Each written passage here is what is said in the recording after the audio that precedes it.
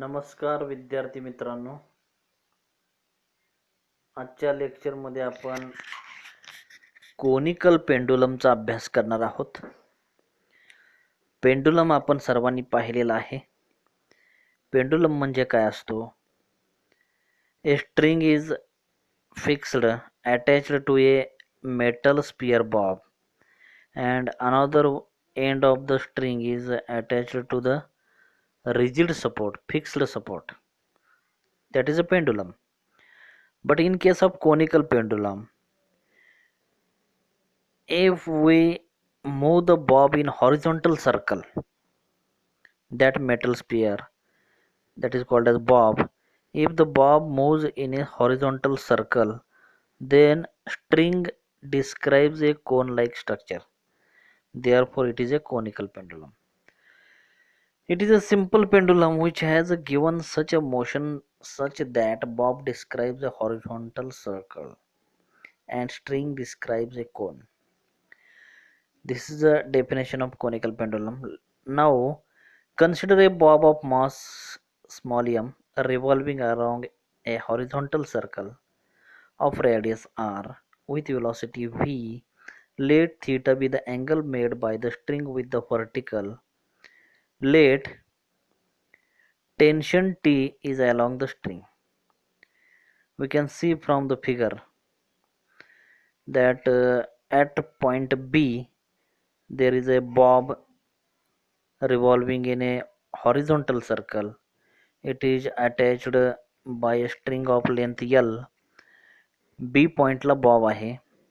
Bob circular motion करतोय आणि string कोन like shape घेत आहे, त्यामुळे त्याला कोनिकल पेंडुलम म्हणतो आपण.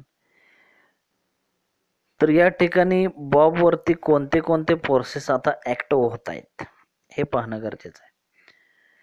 बॉबवरती एक तर फोर्स आपल्याला माहीत आहे, tension T towards the rigid support along the string. Tension T resolved into components. Tension टीचे दोन भाग होतात. एक टी कॉस थिटा, अँगल थिटाच्या बाजूला टी कॉस थिटा, आणि हॉरिझॉन्टल सेंटरच्या दिशेने टी साइन थिटा. आणि बॉब बी त्याचं स्वतःचं मास यम आहे आणि त्याचं वेट एम जी हे डाऊनवर्ड डायरेक्शनला ॲक्ट होते. एम आर ओमेगा स्क्वेअर या ठिकाणी टी साइन थिटाला अपोजिट डायरेक्शनला दाखवलेला आहे. तुम्ही थोडंसं गोंधळून जाल. सर्क्युलर मोशन बॉबला करण्यासाठी नेसेसरी सेंट्रिपिटल फोर्स प्रोव्हाइड करणारा फॅक्टर म्हणजे टी साइन थिटा आहे. परंतु या ठिकाणी टी साइन थिटाच्या अपोजिट मी एम आर ओमेगा स्क्वेअर लिहिला आहे किंवा M V square by R म्हटलं तरी चालतंय. या ठिकाणी असं आपण समजायचं इन ए नॉन इनर्शियल फ्रेममध्ये म्हणजेच सेंट्रिफ्युगल फोर्स नॉन इनर्शियल फ्रेममध्ये अप्लाय होत असतो. त्यामुळे सेंट्रिफ्युगल फोर्स हा टी साइन थिटा या फॅक्टरला बॅलन्स करत आहे. आणि यावरून आपल्याला आता इक्वेशन्स बनवावे लागतील. तर या ठिकाणी आपण पाहू शकता अगोदर दोन फोर्सेस ॲक्ट झालेले आपण लिहून घेतोय. It's weight M G vertically downward direction. The tension T along the string, tension T resolved in two components, T cos theta vertical component आहे, T sin theta horizontal component आहे. आता the horizontal component T sin theta provides centripetal force. बॉबच्या circular मोशनसाठी आवश्यक असणारा centripetal force हे आपल्याला provide करण्याचं काम टी साइन थिटा हा कंपोनंट करतोय. किंवा आपण असंही समजू शकतो T sine theta horizontal component balance the centrifugal force ब्रॅकेटमध्ये लिहिलेला आहे. त्यामुळं आपण हे इक्वेशन नंबर 1 लिहू शकतो. T sine theta is equal to M R omega square is equal to M V square by R. हे दोन्ही सेंट्रिपिटल फोर्स सेंट्रिफ्युगल फोर्सचे इक्वेशन्स आहेत. Also T cos theta factor balances weight mg आता solving this two equations म्हणजे dividing equation number 1/2 या ठिकाणी divide केलेलं आपण tan θ is equal to v²/r आपल्याला मिळेल. m कॅन्सल झालेलं आहे. Linear speed v is equal to √rg tan θ. Equation number 3. बॉबचं लिनियर स्पीडचं एक्सप्रेशन या ठिकाणी आपल्याला मिळालेलं आहे. Also from equation 1 and 2 equation 1, 2 वरून आपल्याला असंही लिहिता येते ω² इज इक्वल टू, तुम्ही हे दोन्ही इक्वेशन एका रफ पेजवरती लिहून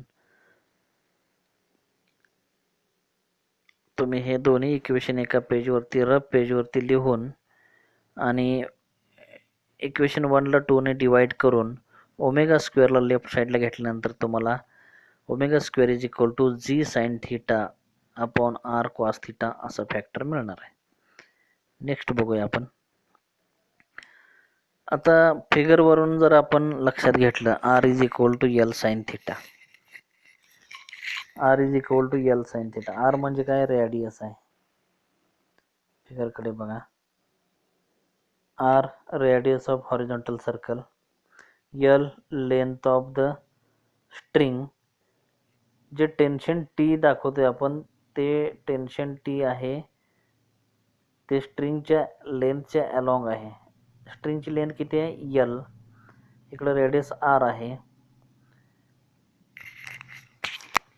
मग आपण θ इज इक्वल टू, जर साइन θ आपण घेतला, या θ रिजिड सपोर्टला जो अँगल केलेला आहे स्ट्रिंगने, तो जर आपण साइन θ घेतला, साइन θ इज इक्वल टू समोरील बाजू भागिले कर्ण असतो, बरोबर आहे.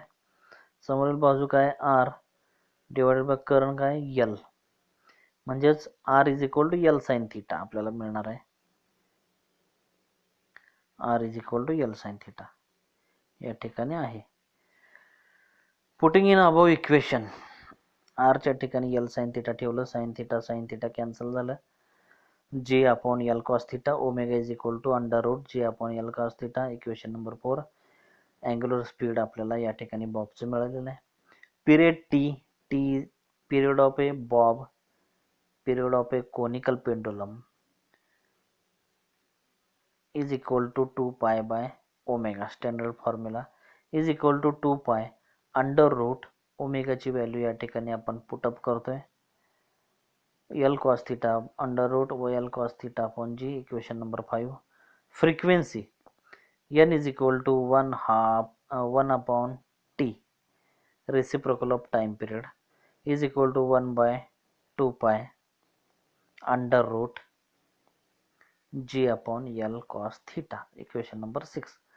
सिंपल आहे फॉर्म्युला. त्यानंतर नोट, आपल्याला काही लक्षात घेण्यासारख्या गोष्टी या ठिकाणी आहेत. तुम्ही फ्रिक्वेन्सी आणि पिरियडचा फॉर्म्युला पहा. T is equal to 2 pi, 2 constant आहे, पाय कॉन्स्टंट आहे, L length of the string constant आहे, J acceleration due to gravity ही सुद्धा कॉन्स्टंट आहे. काय चेंज होऊ शकतं या ठिकाणी, तर थीटा अँगल चेंज होऊ शकतो. स्ट्रिंगचा अँगल जो आहे with respect to the horizontal vertical axis, स्ट्रिंगचा थीटा फक्त चेंज होऊ शकतो. T varies with theta angle and N also varies with theta. म्हणून आपण लक्षात घेण्यासारखी गोष्ट या ठिकाणी नोटमध्ये लिहितोय. As L and G are constant, both period T and frequency N depends on theta. During revolutions, the string can never become horizontal. स्ट्रिंगला आपण एका रिजिड सपोर्टला अटॅच केलेला आहे आणि स्ट्रिंगच्या दुसऱ्या एंडला बॉब आहे. बॉब हॉरिझॉन्टल सर्क्युलर मोशन करतोय. असं करत करत जर आपण अँगल वाढवत गेलो, तर बॉब हॉरिझॉन्टल होईल का, पूर्णपणे स्ट्रिंग हॉरिझॉन्टल होईल का, तर काय म्हटलेलं आहे, during revolution the string can never become horizontal. String कधीही हॉरिझॉन्टल होत नाही. स्ट्रिंग जर हॉरिझॉन्टल झाली तर अँगल किती झाला, 90 degree. For horizontal string, theta is equal to 90 degree. This will indicate frequency to be infinite and period to be 0, which is impossible. आणि हे शक्य नाही.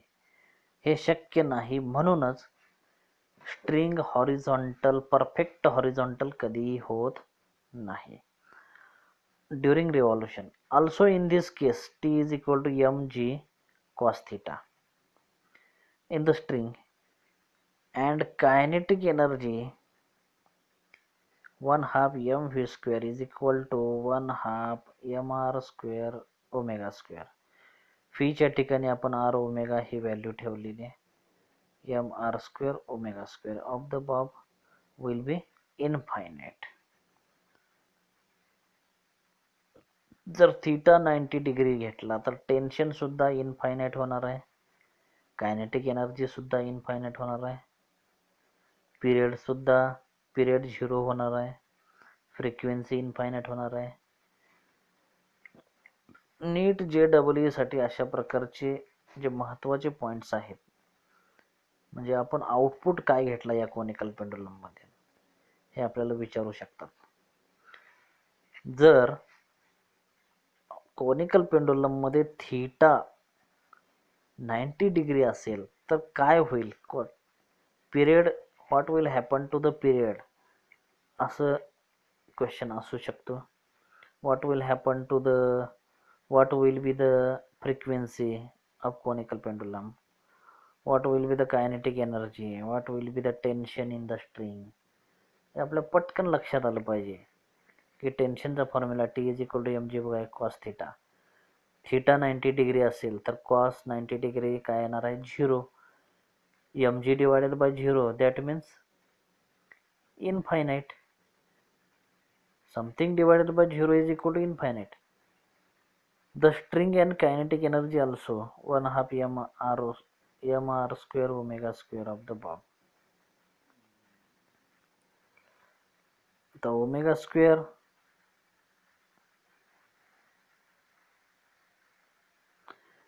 One half m omega square v square. Kinetic energy सुद्धा काय होणार, infinite होणार.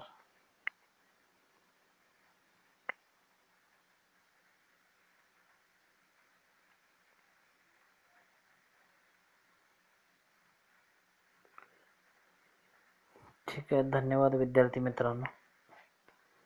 व्हिडिओला pause करून नोटबुकमध्ये नोट्स लिहून घ्या. धन्यवाद.